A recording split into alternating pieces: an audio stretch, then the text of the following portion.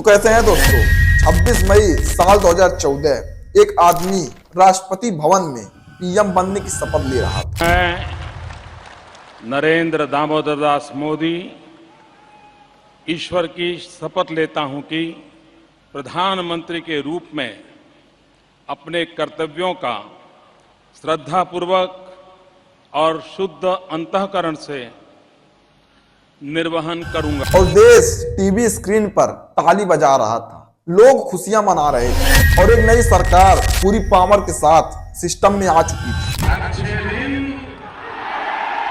लोग ये सोचकर खुश हो रहे थे कि अब देश आगे बढ़ेगा, देश का विकास होगा, पर क्या सच में ऐसा हुआ? दोस्तों, बीजेपी के आए करीब 12 साल हो गए। मोदी जी ने हर साल नए सपने दिखाए, कभी अच्छे दिन का, तो कभी 2 करोड़ नौकरियों का, तो कभी 15 लाख बैंक अकाउंट में आने का।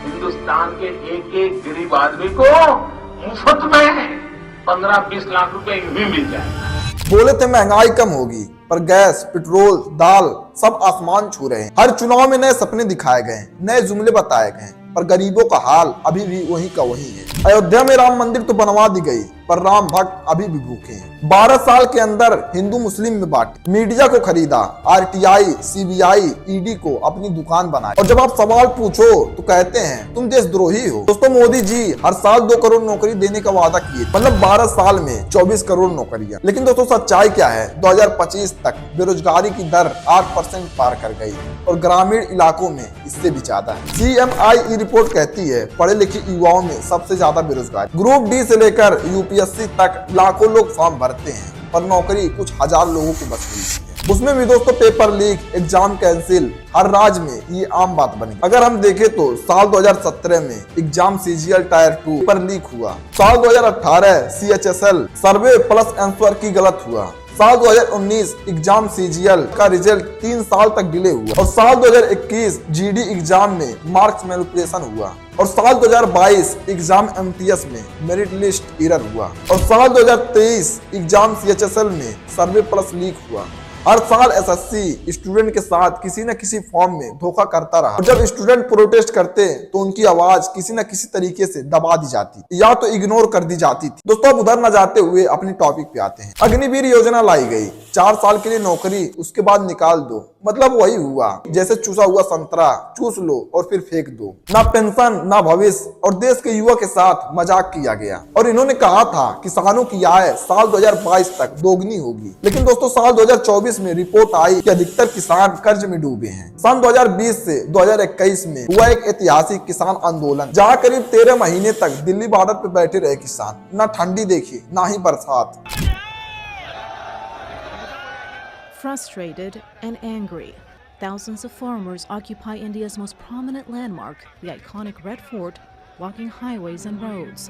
और उस दौरान 750 किसानों की जान भी चली गई, लेकिन पीएम मोदी एक बार भी मिलने नहीं गए, और सरकार ने कानून वापस तो लिया पर माफी नहीं मांगी। और दोस्तों, जब भी कोई टीवी पर बड़ा मुद्दा उठता है, जैसे महंगाई, बेरोजगारी, शिक्षा, तभी अचानक किसी मंदिर का मुद्दा उछाल दिया जाता है। और ये सिर्फ एक इत्तेफाक नहीं होता, ये एक सोची समझी रणनीति होती है। अब जिहाद फैलाया गया बिना किसी ठोस सबूत के। ये फैलाया गया मुस्लिम लड़के हिंदू लड़कियों को फंसा रहे हैं, हजारों ऐसे अंतर धार्मिक शादियों को निशाना बनाया गया, और कई जगह तो दंगों तक की स्थिति बन गई। और असल में सुप्रीम कोर्ट तक ने कहा कि लव जिहाद जैसा कोई कानून नहीं, लेकिन दोस्तों टीवी पर इसे बार बार दोहराया गया। गाय के नाम पर हत्या, झारखंड से लेकर राजस्थान तक लोगों को सिर्फ एक शक के आधार पर मारा गया। पहलू खान, तबरेज अंसारी जैसे नाम सिर्फ केस नहीं है, ये इंसाफ की चीख। लेकिन यहाँ पर सरकार की चुप्पी सबसे डरावनी थी। CAA NRC का डर, पूरे देश में नागरिकता को लेकर डर का माहौल खड़ा किया गया, और इसमें लाखों मुसलमानों को डराया गया कि उनके पास नागरिकता को कोई सबूत नहीं है तो वो देश से निकाल दिए जाएंगे। और दोस्तों, असम में कुछ ऐसा हुआ भी। NRC में देखा गया कि जिनके पास नागरिकता थी उनको भी देश से निकाल दिया गया।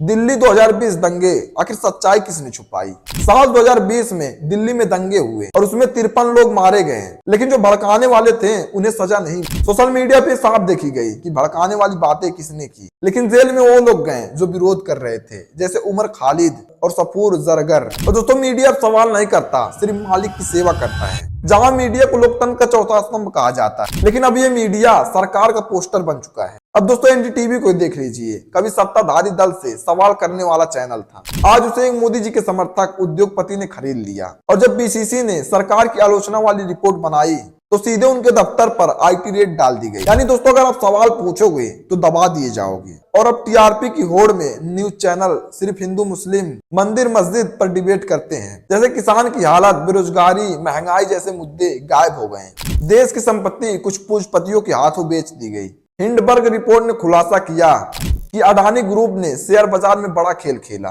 लेकिन मोदी सरकार पूरी तरह चुप रही। और यहीं से साफ पता चलता है दोस्तों कि सरकार किसके पक्ष में खड़ी। एलआईसी और एसबीआई जैसी सरकारी कंपनियों का पैसा, जिसमें आम आदमी ने सालों से भरोसा दिखाया, वो पैसा सरकार ने अडानी को दे दिया। मतलब अगर अडानी डूबता है तो नुकसान आपका होगा। एयरपोर्ट, रेलवे, सीमेंट फैक्ट्री, सब कुछ अडानी अंबानी को दिया जा रहा है। इसका मतलब साफ है दोस्तों, जो चीज पहले हम सबकी थी वो अब कुछ अमीरों की जेब में जा रही है। और अगर आप इनसे सवाल पूछो तो आप पे एफआईआर कर दी जाएगी, जैसे अभी अश्विनी गौतम के साथ हुआ। एक 14 साल का लड़का जो सत्ता को उसकी असलियत दिखा रहा था, लेकिन सत्ता उसकी आवाज दबा नहीं पाई तो उस पर एफआईआर करा दिया गया। तो दोस्तों कैसा लगा वीडियो कमेंट में जरूर बताइएगा। और अगर आप चैनल पर नए हैं तो चैनल को जरूर से सब्सक्राइब कीजिए। और यहाँ तक वीडियो देखने के लिए बहुत बहुत शुक्रिया।